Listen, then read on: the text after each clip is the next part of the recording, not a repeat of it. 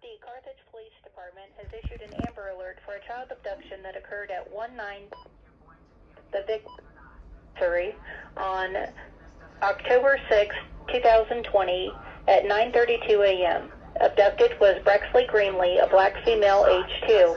Suspect vehicle is a black 2009 Chevrolet Malibu bearing Missouri registration LE5. Here we go.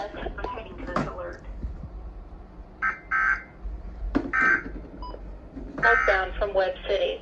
Suspect is Chelsea Nicole Greenlee, a black female, age 27, 5 feet 11 inches tall, 135 pounds, has purple hair and brown eyes. Last seen wearing a black Kansas Jayhawk shirt. The victim, Brexley Greenlee, is 2 feet tall, 35 pounds, has brown hair and brown eyes.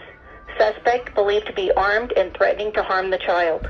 Please call 911 or the Carthage Police Department at 417-237-7200 if you have any information pertaining to this alert.